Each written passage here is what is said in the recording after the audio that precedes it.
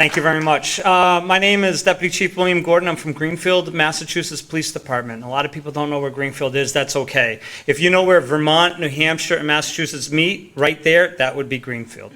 So we're not Boston. So anyways, this started with me in 2010. I had a series of tragic deaths that involved children. There was 7 of them in a year's time. Overcome with emotion and distress, I ended up having PTSD. When I was with PTSD, I was really a miserable person. I was not happy at all. They were having trouble. I was out of work. They were having trouble finding something that I enjoyed. So the clinician asked me, "What is there in life that you enjoy?" And I'm like, "Nothing."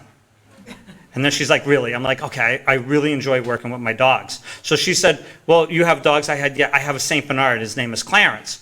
And she said, "Well, why don't you bring him here next time you come?" So I brought him here, and it made me happy. I was much different, a little bit happier talking about my dog, and this is Clarence. He's 160 pounds, all of that.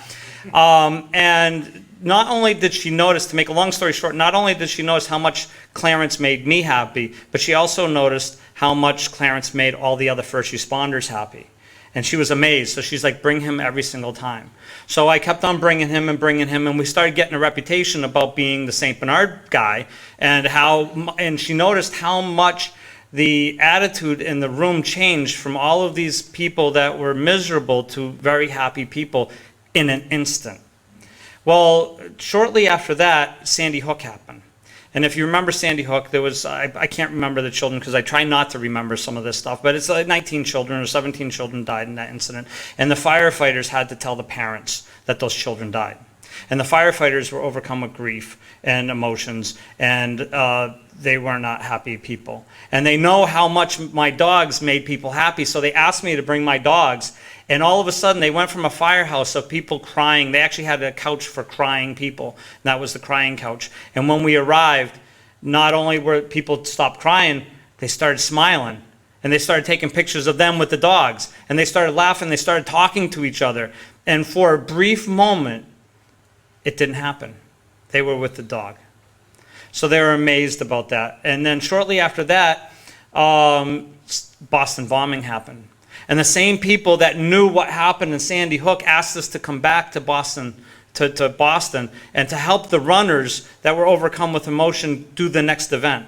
So we showed up, and they're the group of people, same group of people, with their phones, taking pictures, asking about Clarence. He's 160 pounds. He eats 4 cups a day. He sleeps wherever he wants. It's the same story for 10 years.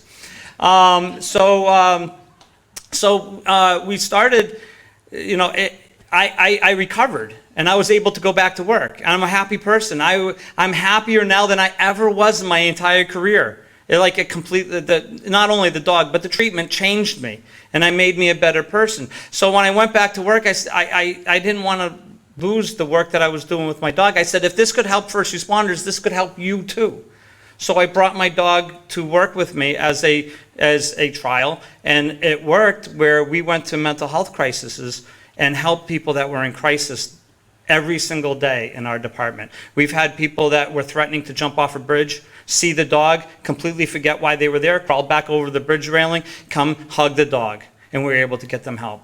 We started with a clinician program too, so right now, Ripon, who unfortunately, Clarence was supposed to be here today, but he's 10 and a half years old, and he's really kind of getting a little old to make visits. So we're training Ripon to be his placement. So we went from a 160-pound dog, it's 15. For those that can't see him.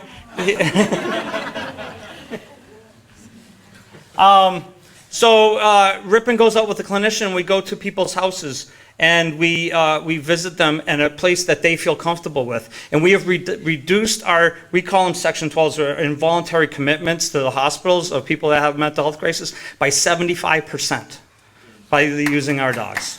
Thank you very much. We've helped firefighters not only in Sandy Hook and Boston, but we also help firefighters right after the tragedies.